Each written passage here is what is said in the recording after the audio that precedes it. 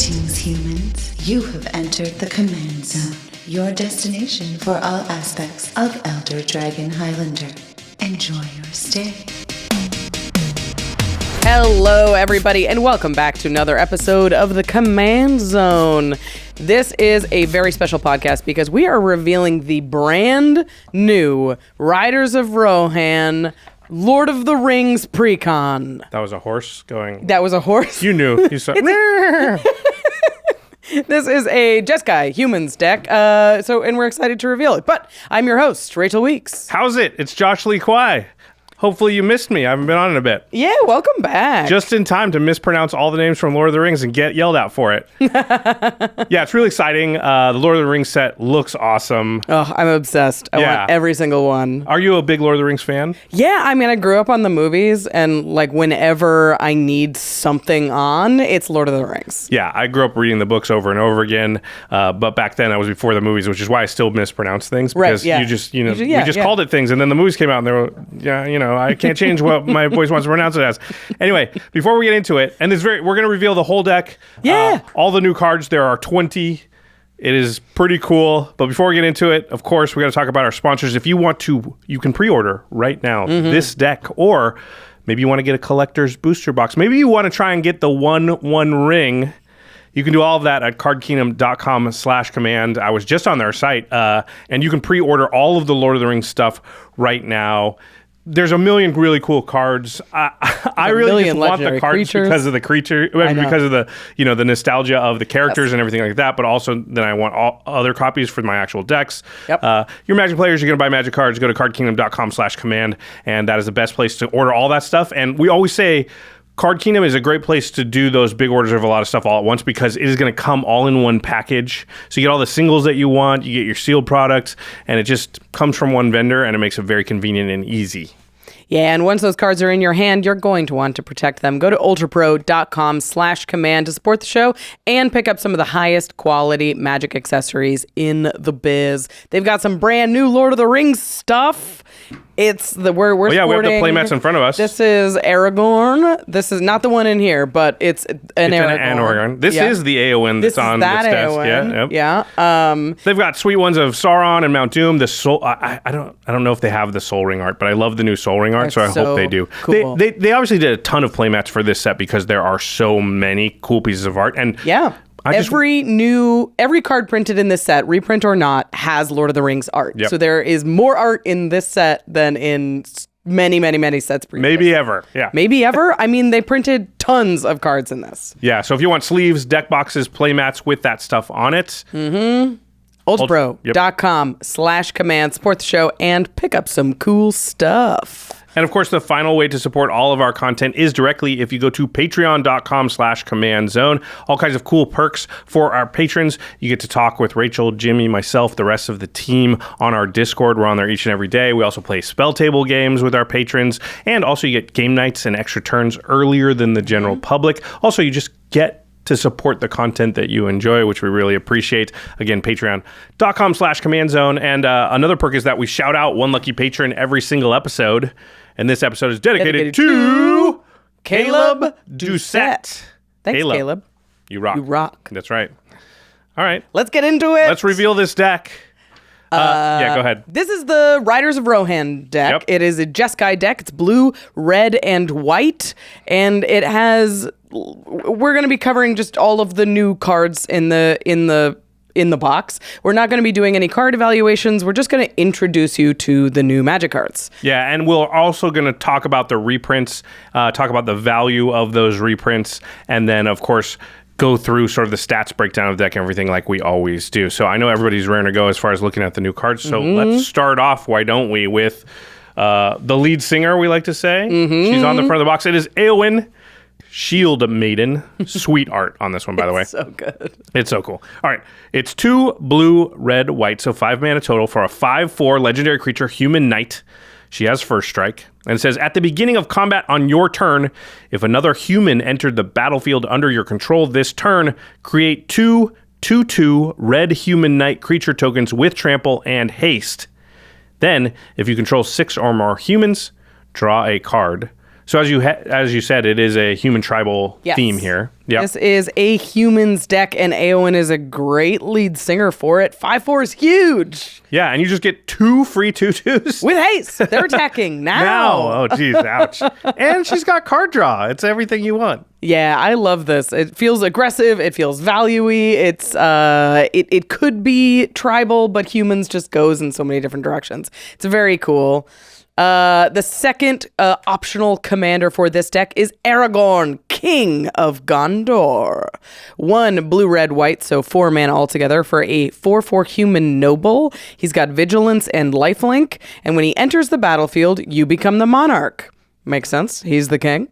And then it says, whenever Aragorn attacks, up to 1 target creature can't block this turn. If you're the monarch, creatures can't block this turn. Wow. So as long as you're the monarch, just your opponents cannot block. Can't block. Jeez, So that's they scary. have to take the monarch from you, That's or scary. you are so terrified. I don't know if I like them having to take the monarch from me, but also, like, it's flavor-wise very cool. Minimally, this card is just up to 1 target creature can't block Yeah, this so turn. Okay. choose a creature. Yeah, you choose and it a can't creature. block.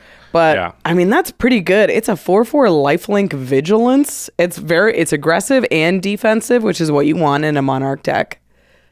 Plus, he's wearing a pretty crown. Yeah, I was going to say, I got lost in Aragorn's eyes. He's way too good looking. He's supposed to be. That's the whole thing. That's Aragorn's whole thing. When I was a kid reading the books, it wasn't a part of it that I really concentrated on, but now I'm like, geez, too that's a pretty good to be looking the guy. Strider. He's the king. All right, so those are the 2 legendary creatures that can be the commander of the deck out of the box. Mm-hmm. And then there are 18 other new cards. Again, we're going to do a budget upgrade guide for this deck at a later point, so we're not going to do card evaluation here. We're just going to let you know what the cards are. Mm-hmm. All right, are these alphabetical? I think they are. All right, so the first one is Archivist of Gondor. It is a 2/3 human advisor for 2 and a blue. When your commander deals combat damage to a player, if there is no monarch, you become the monarch. And then at the beginning of the monarch's end step, that player draws a card. Ooh, it's a super monarch. Wow, it doubles the monarch. It doubles the monarch. That's awesome. This is cool. Okay. All right. So it looks like we've got a monarch theme. It's a human as well. The next one is a legendary creature. It's Beregond of the Guard. 3 and a white for a legendary human soldier. He's a 3/3. And it says, whenever Beregond or another human enters the battlefield under your control, creatures you control get +1/+1 and gain vigilance until end of turn.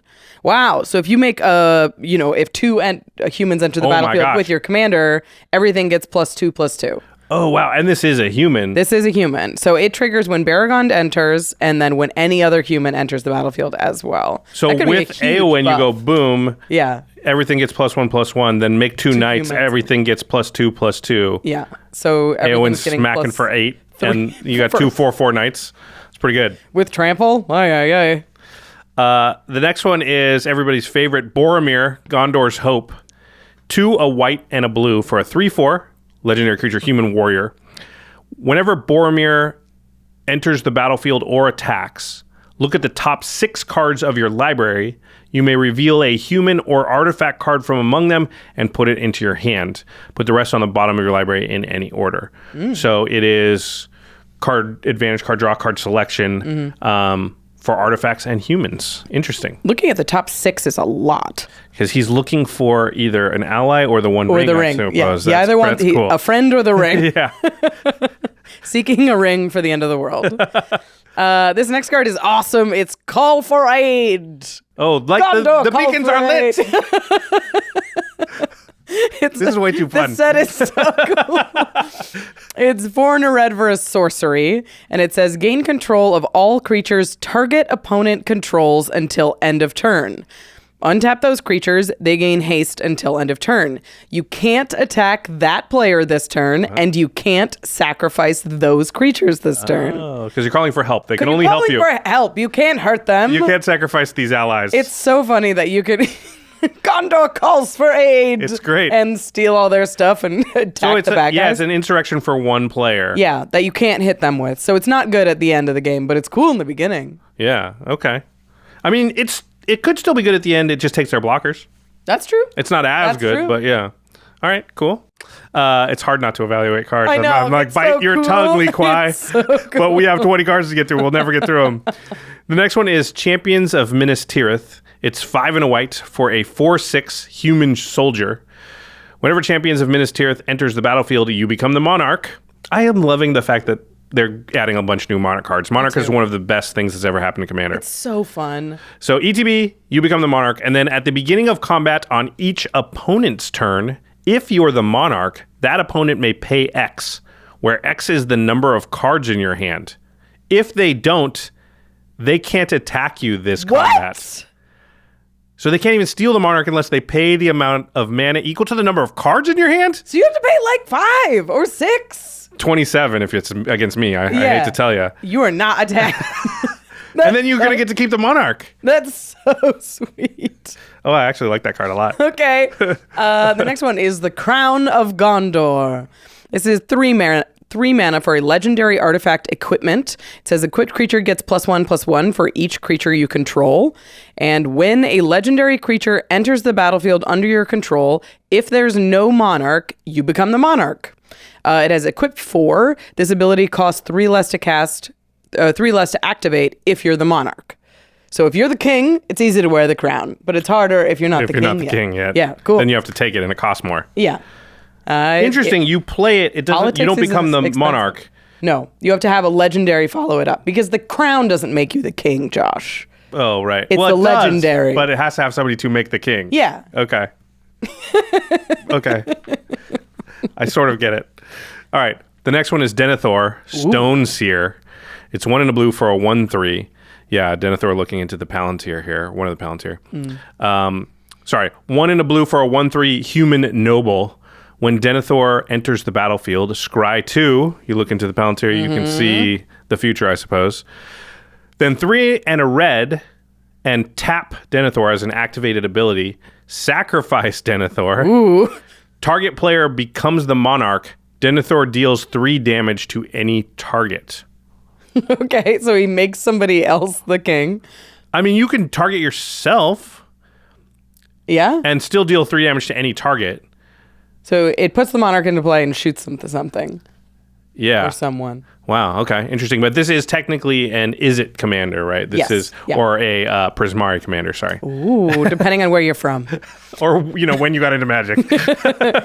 This next one is Éomer, King of Rohan. 3, a red and a white for a legendary human noble. He's a 2/2 with double strike. So a 5 mana 2/2 with double strike. Wait.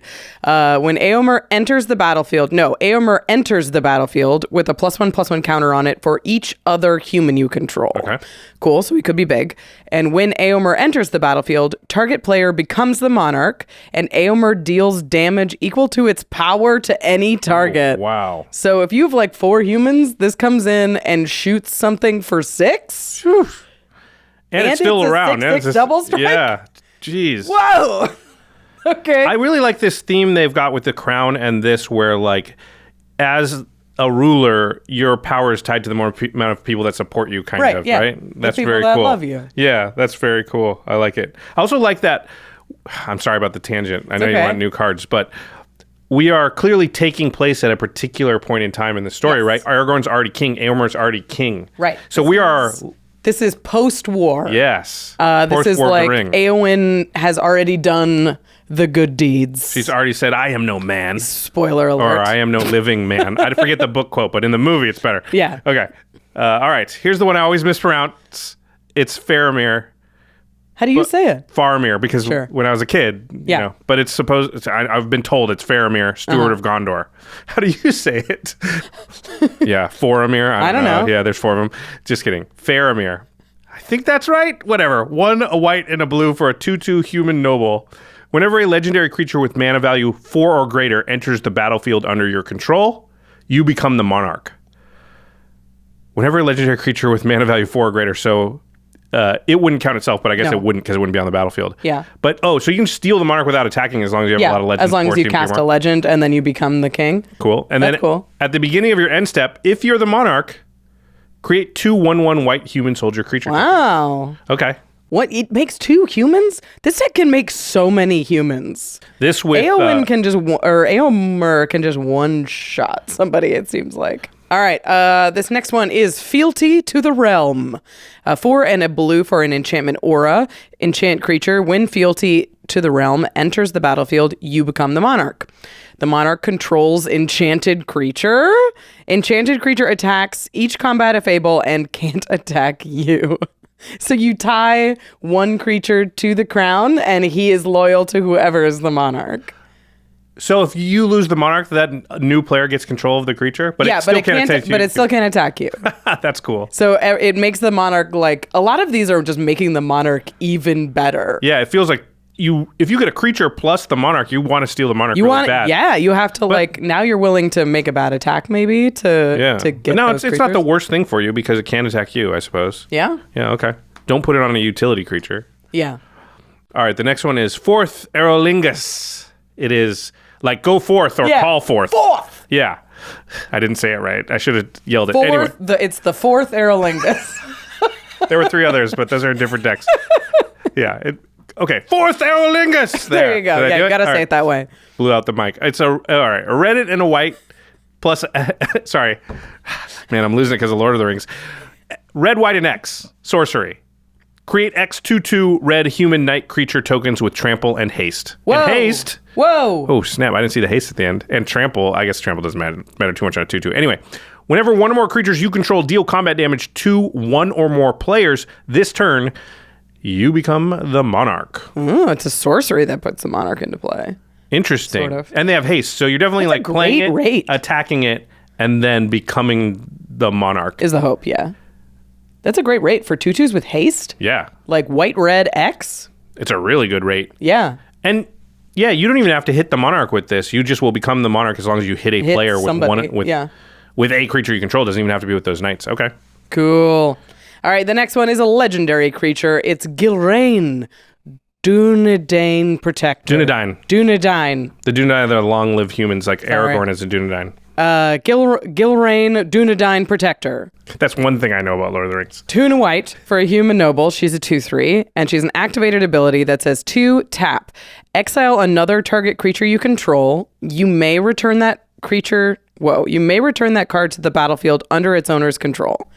You may. If you don't, at the beginning of the next end step, return that creature to the battlefield under its owner's control with a vigilance counter and a lifelink counter on it. So you could blink it now, or you could blink it later and it has vigilance and lifelink. Nice. And you could also blink your opponent's creature to kind of keep it away for longer, right? Yeah. You control. Oh, it's exile another target creature you control. Okay, so either you get vigilance and lifelink and a longer term investment, or you get it back right now and just get the ETB or whatever. Still pretty cool. You can put lifelink on some creatures that are not supposed to have lifelink. Yeah, that's pretty cool.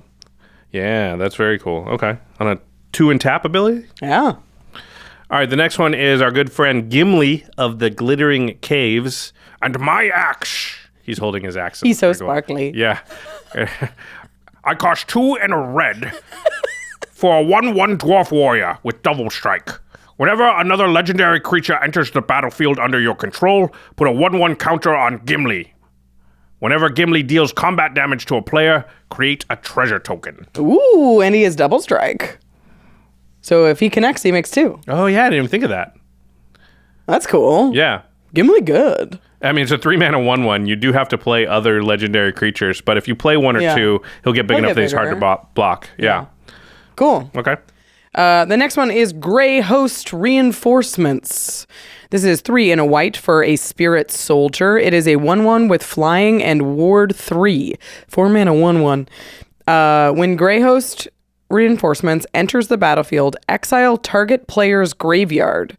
Put a number of +1/+1 counters on Grey Host Reinforcement equal to the number of creature cards exiled this way. There's not really a 1/1. Got it. That's pretty good. So if you hit 3, this is a 4-mana 4/4 flying ward 3. Well, and it exiled their graveyard, which is just worth doing, right? Yeah. For sure. That's pretty cool. That's pretty good. All right. Lossarnach Captain. Nailed it. Sounds right to me. I don't think that's right, but okay. 3 and a white for a 3/1 human soldier with first strike. I'm going to ask you how you'd say it in a second, Rachel. Hold on. Yeah. Whenever Lossarnach Captain or another human enters the battlefield under your control. Tap target creature and opponent controls. At the beginning of your upkeep, create a 1/1 white human soldier creature token. Ooh. Oh, this is so it's going to open up attacks. And of course, you're going to automatically tap down one thing. Right. Because on your upkeep, you'll create that human, which will trigger the captain. And then you can tap down a thing. But then if you played other humans, you had Éowyn, let's say, got 2. This would turn on Éowyn, get the 2 knights, tap down 2 more things. 3 things tapped, you pretty much attack anybody as much as you want. This deck has no if you have a defense, it ain't going to be blocking. No, yeah, it is not. You better have a ghostly prison or you're getting hit. How do you pronounce it? I think Lossarnach, right? Lossarnach. Losernack? I think I said Lossarnach. Yeah. Lossarnach. Lossarnach, that sounds right. I think. Captain. Cool, I like that card. Okay. The next one is Oath of Errol. 3 red, white. You had no problem with Eorlingas. Errol. It's not Earl, but it looks like it should be. It's Éorl. 3 red and a white for a saga. The first chapter says create 2 1/1 white human soldier creature tokens. Second chapter is create 2 2/2 red human knight creature tokens with trample and haste.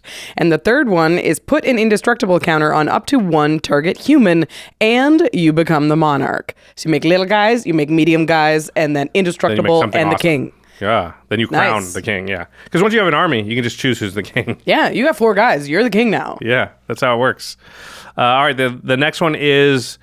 Oh, this is the name of the deck. It's Riders of Rohan. That's the name of the movie. Yeah. It's 3, a red and a white for a 4/4 human knight. When Riders of Rohan enters the battlefield, create 2 2/2 red human knight creature tokens with trample and haste. Mm-hmm. That's nice, because otherwise it would just be Rider of Rohan. Yeah, it had to make extra, yeah. But it has dash for 4, a red and a white. Cool. So that means you may cast this spell for its dash cost. If you do, it gains haste, and it's returned from the battlefield to its owner's hand at the beginning of the next end step. So that allows you to sort of reuse this to keep getting the 2/2s. Yeah. So it's a great blink target, but it's also, you can just dash it on its own if you don't have anything else in your hand. That's pretty sweet card. Plus, if you dash it, it is kind of like 8 damage out of nowhere. Yeah, that's 3 crazy. humans, 2 which of them could have trample. trigger your other stuff like that. Yeah, if you cast Éowyn on 5, you cast that on 6 to dash it, you get 3 humans entering the battlefield there, then Éowyn makes 2 more. And if you have Beregond of the Guard, they all get like +5/+5 or something. I mean, Magical Christmas Land, but still. But cool. This next card is sweet. I'm so excited. Taunt from the Rampart. 3 red, white for a sorcery.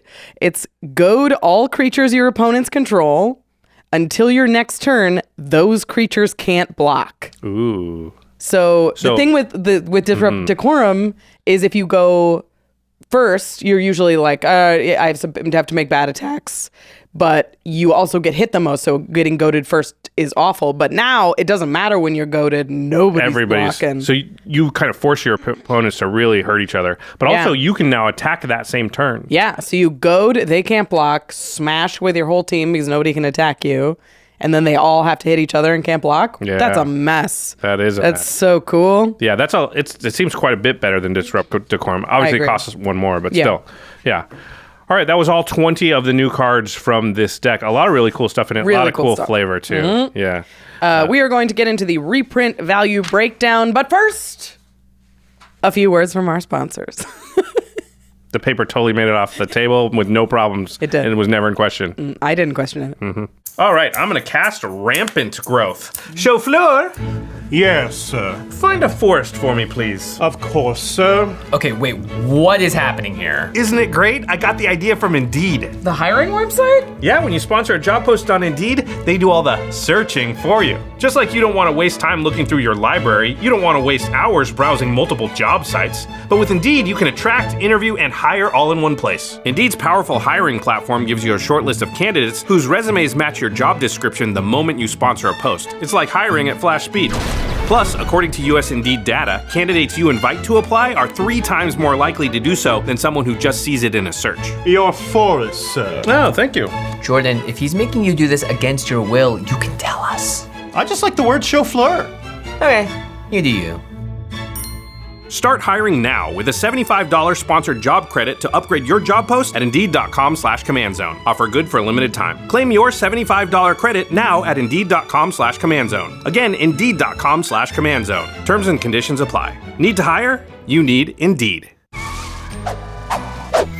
Hail! I am Sakashima of 1,000 Faces, the cloning connoisseur. When you copy a creature, you can get major discounts on a massive 8-drop. But these days, the true master of discount duplicates is RAYCON wireless earbuds. So many audio products overcharge for their fancy name brands, but RAYCON offers an affordable clone with the very same top-tier sound. And their earbuds come with many rogue-friendly features. Awareness mode helps me stay vigilant, while the simple tap functions give me instant speed control. And with inflation breathing down my 1,000 necks, RAYCONs were the ideal purchase. They even offer free returns and buy now, pay later options. So it's no wonder they have over 50,000 5-star reviews. Of course, my favorite thing about RAYCONs is using them to make my clone calls.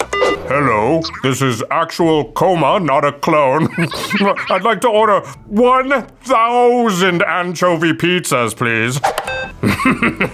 Priceless. Go to buyraycon.com/command today to get 15% off your Raycon order. That's buyraycon.com/command to score 15% off. Again, buyraycon.com/command. Whether you're searching for the latest sneaker drop, that iconic handbag, a timeless watch, or your next piece of classic jewelry, eBay authenticators are there verifying every detail of your purchase. Yep, we're talking each inch, stitch, tick, facet, and clasp that make the piece you're searching for worthy of your collection. eBay's authenticators are experts in their craft, true connoisseurs. And as leaders in their fields, they're making sure your items always arrive as authentic as your style. So go ahead, get that piece you've always wanted. And leave it up to the meticulous eyes of an eBay authenticator to make sure that watch movement is original, that glimmer is real gold, that rare sneaker is legit, or that handbag is really made of genuine leather, and never get faked over again. In a world full of fakes, it's time to get real with eBay Authenticity Guarantee. Everyone deserves real. Visit ebay.com for terms. Hey everyone, we are super excited to announce that we are now sponsored by ARCHIDEKT. ARCHIDEKT is the perfect place to build and store decks online, whether you want to build from scratch or catalog your collection. Everything is easy and intuitive. It's got the same feeling as when you sit at the table with your cards laid out right in front of you. Then, once your deck is done and ready to go, their built-in playtester is a great tool to make sure your brews work as intended. And now that ARCHIDEKT has partnered with EDH Rec, they have all the resources and data they need to really refine and perfect the platform. So even if you've tried ARCHIDEKT in the past, it's definitely worth taking a new look right now. Just go to archidekt.com and start brewing on the best deck builder out there. That's ARCHIDEKT.com. All right, we are back. We are talking about the brand new Riders of Rohan deck from the Lord of the Rings Tales of Middle-earth set coming to Magic the Gathering LGSs everywhere very, very soon. We've gone through the 20 new cards. Really, really cool. A lot of Lord of the Rings flavor. We mentioned this earlier in the broadcast, Rachel, but it's worth noting again, which is similar to the Warhammer decks. Every single piece of artwork on every card, including the reprints, is Lord of the Rings themed. It hasn't existed before, maybe with the exception of the stuff that's also in the main Lord of the Rings set. But like if they redid, for instance, Evolving Wilds or something, they're going to redo it with Lord of the Rings artwork. So it's very cool. These all the cards from these commander decks, will be. I'm going to call it unique, but you know what I mean. Versions of the card. It's never before seen versions. Yeah. We're not getting the same old art that we've seen time and time again. It's in a special new world. Yeah. So that's very exciting.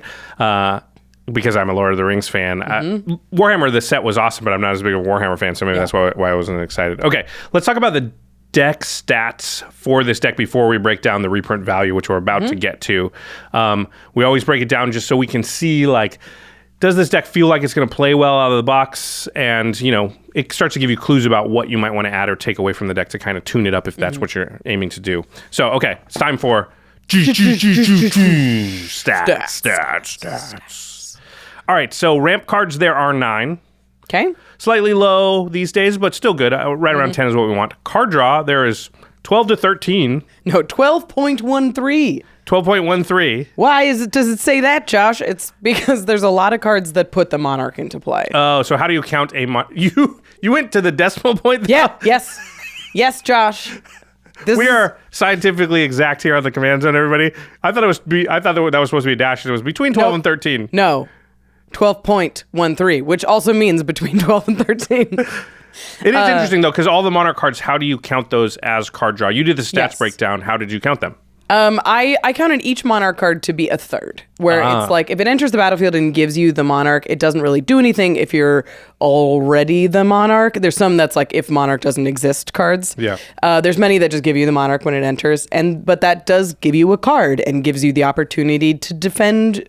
You can get multiple cards off of it. So it's like an opportunity for card draw.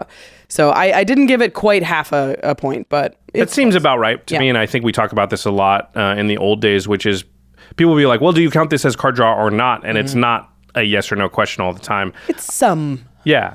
This deck has enough card draw is what this means. And the nuance between does it have 12 or 15 cards is not as important, I would say. Yeah. Targeted interaction. This number is crazy. There's 14. A lot. Yeah, 14.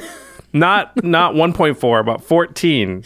There's a lot of cards that just deal damage to stuff, which usually will pick off a creature. So those are counted in this number, but still 14 is a huge amount to interact with your opponents, especially if you're like an aggro deck and are trying to punch through. Yeah, like Éomer is a 1/8/7 creature, right? So, yeah, I would consider that interaction. And then board wipes, there are 2.5. Yes. What's the 0.5? I believe that's Taunt from the Ramparts, which is goads. It just makes the creatures not your problem. Right. Like, I'm not going to call it a board wipe because it's not, but it gives you this thing that a board wipe something wants. of an answer temporarily to all creatures, a little bit. So it's some. Gotcha. And then there are 38 lands, which seems a little high, but... A little high. It's pretty typical for what we've seen out of precons recently.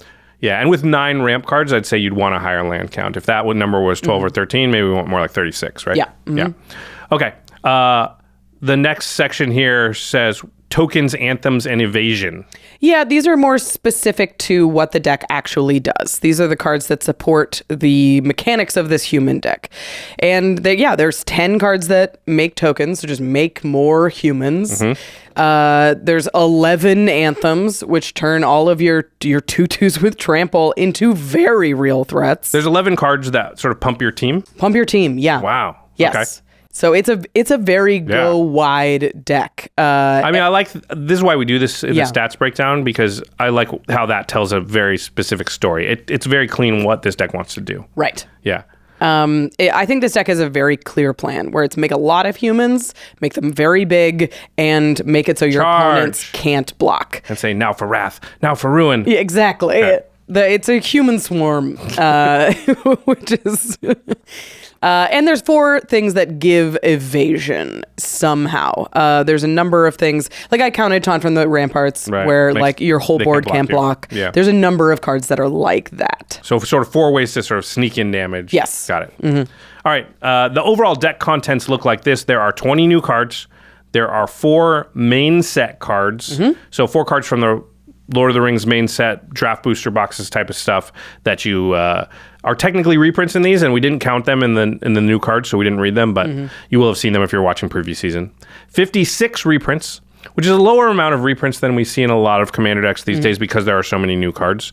And then 19 basic lands. So there are 38 lands, but only 19 of them are basics, which pretty is good. Yeah, that's very nice. That they don't usually do that, actually. Yeah. There's usually a lot higher basic land count, so that's nice. Especially in a 3-color deck, I love to see a slightly lower basic land count. It means that you're going to be able to cast your spells. Yeah, and I think criticism fairly that we've had in the past of some of the decks is like, that's a high basic land count. There is no reason we can't take out 3 or 4 of those and put in good lands. Now, I get it. You don't have to put in the $50 lands, but like give us some $5-ish lands, right? Yeah. Okay, well, this is interesting. So I'm going to be curious to see what the reprint value looks like because there's less reprints overall, 56, but we do have those extra lands in there. How does that even out? How do we do? It is worth noting that 56 reprints is significantly more reprints than the Warhammer cards. Oh yeah, they all had about 40 new cards each. Yes, so I think a lot of people are going to compare these directly to the Warhammer cards, and that's fair, but Warhammer had a lot more mechanically unique cards than this deck does. This has more reprints than Warhammer Yes. by Yeah. a decent amount. So, like, comparing the reprint values directly to the Warhammer decks isn't quite fair. But also, it's fewer reprints than is usual from a Commander product. So there's not a great comparable for this? It also has a higher like MSRP, a higher average shelf price. So it is very difficult to compare the overall reprint value in the box to other boxes we've looked at before. Yeah, because I think they're about $10 more than the Commander Precons have been in the past. Yeah, I've been seeing them going for anywhere between like $50 and $55, which is about $10 to $15 more than a typical Precon. Okay, so we're going to tell you the reprint value that we found, but you just have to keep those things in mind when comparing them to products of the past, which we will help you do. But again, keep that in mind. Yeah. Oh, and remember that this is a reprint value taken at the time of recording, which means it will change once the reprints are revealed, which is how reprints work. But we're going to be comparing this Precon reprint value to reprint values at similar times. So it's roughly comparable, but not necessarily a literal dollar amount. Right. Okay. So, with all of the caveats out of the way, the reprint value for this deck is $128.75. Wow. Yeah. Very high. It's a great number, especially for only 54 reprints. What? I can't remember off the top of my head any deck being that high. It's quite high. 120s is very rarely seen. When it's in the 110s, we're very happy. Yeah. Again, this is a little more expensive, but still, geez. Still, this is significantly more bang for your buck than we've seen in the past. And you have to remember that these reprints are like have new art, have a new frame. Oh, true. They are reprints, but they're new cards. So you're getting this value, but there's also added value because they're, going to be artistically unique. Just for some comparison, average reprint value from past sets, Commander 2020 Ikoria was about $96 per deck. And had about 60 reprints in it. So it was closest comparable we can find. Commander 2021, which was Strixhaven, average reprint value was only $88. Jeez. Yeah. Commander 2021 Forgotten Realms, average reprint value was $115. Pretty good. That's closer. Kamigawa Neon Dynasty, average reprint value was $72.89, $73. That's bad. The reason I bring up Kamigawa is because it had a similar number of reprints. But yes, that is an extremely low reprint value, which was sort of specific to Kamigawa. So this is interesting because I would expect with less reprints total in the deck than usual, but such a high reprint value number that hopefully we're going to get more high value reprints than we have in the past. Is this going to be true? I haven't looked at the next page yet. Oh, yes. We got some good ones, everybody. Wow, how did I do that? I threw it over this shoulder and it hit you on that other shoulder. Paper's wily. Trick shot. Okay. Let's get into it. There are some notable reprints in this deck. It is worth saying that there are 16 total reprints above $2, and there are 7 that are $5 or more. And there are 2 that are $20. Mm-hmm. Basically. That's crazy. I don't think I've ever seen that either. It's really, really exciting numbers in this deck. All right, well, let's talk about the first... The big, the bad, it's Combat Celebrant in brand new art. Combat Celebrant is currently $20. So a huge reprint, very excited to see it, and it's great in this deck. Yeah, extra combat steps, and it's a human, right? So that seems good. The next card, it's not quite $20. It's $19.50. I think we can still round up and count it. It's Door of Destinies, a card that is good in most tribal decks, and this is what this is. Wow. Yeah. Huge anthem effect, as is this next card. It's Shared Animosity, an enchantment for 2 and a red. It's $9.50 and a very powerful overrun. Oh, I love that card in my Urtet deck. Especially with all those trample tokens. Oh my god. So good. Oh yeah, with the knights, it's gonna be brutal. Okay. The next card was $9 or is $9 at the time we're recording this. It was for you, is for us. Vanquisher's Banner. Another very good. Any kind of tribal deck. You know what I like about Shared Animosity, Door of Destinies, Vanquisher's Banner, as reprints for tribal strategies is that it's not human specific. So these are good reprints for a lot of decks, not very narrow decks. They just reprinted Vanquisher's Banner into the Knights Precon. So it's nice to see them hitting it again, because this is the kind of card that I feel like should be accessible. Yeah, it's it should not be a broken $4. card. It's a tribal card, and them reprinting it means that they intend to bring that price down, which means a lot. And this next card is similar. It's been reprinted a lot and is still sitting at $7. It's Herald's Horn. That's pretty good. Yep. This next card. I have a story about this card. I can't believe it's $5.50 actually. So I was on a Brainstorm Brewery podcast years ago, 6 years ago, maybe 7 years ago, before Game Nights even existed, and they're a sort of MTG finance show. Yeah. And I'm on the show and we're talking about stuff, and I got real excited. Like, yeah, I'm smart. I got a good pick for like to speculate on. And so like after I got off recording with them, I went on and I ordered like 50 of this card. Yeah. I was like, this card can go nothing but up, and I'm definitely going to make a lot of money selling this later. Yeah. And I'll just tell you right now that I have 50 of these sitting in a box somewhere, and I'm not even sure where that box is. It's Supreme Verdict. Yeah. One white, blue for a sorcery. This spell can't be countered, destroy all creatures. It's a good board wipe. I was like, this is the best board wipe of the format. This is going to be worth $20. What was I thinking? It's first of all, it's very specific to 2 colors only. Yep, And then, And it's, Wrath of God, but a little bit better. Yeah. This is why we don't have a finance podcast. You can still heroic intervention as Supreme Verdict. Yeah. But anyway, it was still $5.50. I should have sold mine, I guess, because it's going to be less now, but I don't even know where that box is. And it was just reprinted, I think, in Double Masters, and it's still holding some value, so you're not all wrong. I just want to let you know that was literally the last time I ever did anything like that, because I was like, you're an idiot, Josh. You should never do that. You don't know enough about You don't know stuff. anything. Yeah. I'm not paying attention to the stocks. Yeah, exactly. To the magic Leave that stocks. to people who like own LGSs and I've definitely done that, where I think I overbought Ondu inversions. I was like, why would you not run a board wipe that's a land? And it's like, it's a bad board wipe and a bad land. That's why. I bought like 8 of them. I was funny. like, I'm going to need it for every white deck. Doofus. Next card over $5. And the last one is Talisman of Progress. It's the white-blue talisman. It's been reprinted the least. Glad to see it reprinted here. I'd like to see more of it. Yeah, we've been saying for years, actually, that if they would just reprint the talismans like every time they have a chance to just bring those down, because they feel like they should be like signets. Yeah. There's no reason they need to be higher. They should be, $1, $2. And they're doing better about it. Yeah. They have been reprinting the talismans plenty. All right, so those were all the cards that were $5 or more. And now there are 9 cards between $2 and $5. We're not going to read what these do, but just go down the list here. Thought Vessel, $4. Glacial Fortress is $4. Throne of the High City, $3.50. Secluded Courtyard is $3. Path to Exile. Still $3. Yeah, that's kind of crazy. I know. Sulphur Falls at $3. Weathered Wayfarer, $3. Palace Jailer is $2.25, which kind of surprised me, but it is a great card. And then Soul Ring.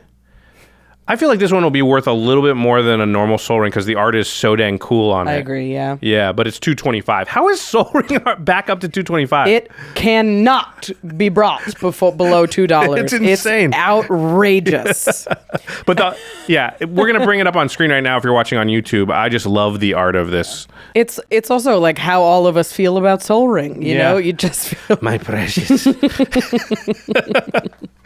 Man, we got this far without doing a Smeagol impression. That's insane. Yeah. I know. That is obviously not all of the cards in this box, but you can find the rest in the link in the show notes. You'll have a full list revealed to you. It's awesome. This deck is super synergistic and feels very powerful and scary. Yeah, it feels like it's going to punch really hard, but it's actually going to not run out of gas, which a lot of aggro strategies do. So yeah, I really like the deck. Again, we can't go through every reprint here because that'll take a long, long time, but all of the rest of them will be listed in the link in the show notes, so just make sure you go down and click on that. All right, well, if you can't tell, we're very excited about Lord of the Rings. God. I also think a lot of people will be surprised by the blue in this. I think when we think of riders like of Rohan, we think red-white, and I kind of love the blue splash. I think it adds like a little bit of pomp, and it makes the deck sort of more interesting and more exciting, I think. Yeah, for sure. I like that it's 3-color, and that's not only because I think Boros usually isn't very good. So it allowed them to do some things that I think that's the thing. It's like an aggro deck, but you want to be able to refill your hand because aggro decks often run out of gas. So that blue kind of solves that last problem. Yeah, it's wet Boros. The wet Boros. All right, to the listeners, what do you think about this deck? Are you excited about it? What new cards slot perfectly into your existing Commander decks? How excited are you for this Lord of the Rings set? Please say very excited. Because this is how I'm going to be covering all of it. This is Rachel for the next 6 weeks. You guys, it's here on a magic card. if you're a horse. I know, I got it. Okay. I was actually pretty impressed with my Winnie right there. Yeah. If you guys are as excited about Lord of the Rings as we are, please go to cardkingdom.com/command to pick up these precons, to pick up the singles that you're excited about. Get sealed product. Gamble on the. You got to take at least one shot at the one ring, right? We're gonna open one pack for sure. Oh, you have to. Yeah. Just I'll buy one lottery ticket when it gets high enough, and that's what this is. Don't quote me on this, but I believe I heard that there's a standing offer right now to buy it for $450K. Wow, that's the highest I've heard. I haven't been doing my research though. I didn't research that specifically, but I believe I heard that in chatter from people who were talking about it who would know. Crazy. So anyway, whatever it is, it's obviously it's fun to just give it a shot, I think. Yeah, and take that shot on cardkingdom.com/command because you can open some cool cards and also support your favorite show while you're doing it. Yeah, that's this show, in case there was any question. Yeah. Okay, yes. Of course, if you open the One Ring, then the first thing you better do is put it into an Eclipse sleeve, put it into an Ultra Pro sleeve, put that sleeve into a safe. Into a really good deck box like a Satin Tower, then put that Satin Tower into a safe, then put that safe into a bigger safe, and then put that into some kind of bank vault or something like that. And then call somebody you know who knows somebody who knows Post Malone, probably, because I can't think of anybody else who's probably going to want to buy it more. Yeah. Anyway, Ultra Pro products are the ones I would trust the One Ring to. Honestly, it would be the first thing I would do with it because this is the game accessories brand that we trust our own collections to here at the Command Zone. If you go to ultrapro.com/command, you could buy from them directly. You can pick up all the awesome play mats for Lord of the Rings, the sleeves, the deck boxes. There's going to be all kinds of other products. They do wall scrolls and they do, of course, there's Eclipse dice and there's all kinds of other things, but I think right now I need a bunch of these playmats because I need my, I'm not sure which one I'm going to choose, but I like to use a playmat as my mouse pad. Yeah. Yeah, and definitely a Lord of the Rings playmat of some kind is becoming my mouse pad for the next year or so. So what I'm doing is I'm buying all of the precons. I'm putting them in sleeves in boxes, and they're all going to be themed, and I'm putting them in a little box, and I'm going to bring a big playmat or whatever the coolest Lord of the Rings playmat I can find, and I'm putting them in a box, and it's going to be my Lord of the Rings game box. And that's a good way to get new players in. Or you should definitely get because they're going to have it. They've got Éowyn, right? So you can get the playmat, the sleeves, and the deck boxes for each one. That would be so dope. I mean, come on. Very, very cool. Let me ask you, if you open the one ring, what are you going to do with it? Oh, get rid of it. I don't trust me with that. I don't know what to do with that. Jimmy wants to go find an actual volcano and throw it into. I mean, a lot of people do, but I'm going to sell it to one of those people if I get it. Yeah. I don't know how badly I want to be on top of a volcano, just sort of generally, but would you throw you a have more house experience into with a volcano? Yeah, no. Yeah, I wouldn't either. I'm trying to get a home in Los Angeles. Yeah, well, then you need two of the one ring. Maybe three. It wouldn't be called the one ring anymore, unfortunately. All right.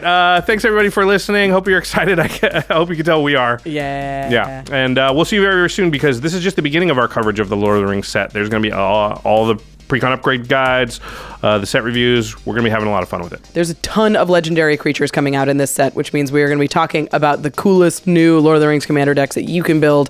I can't wait to get started. So, all right, everybody. Thanks for watching. Bye. Peace.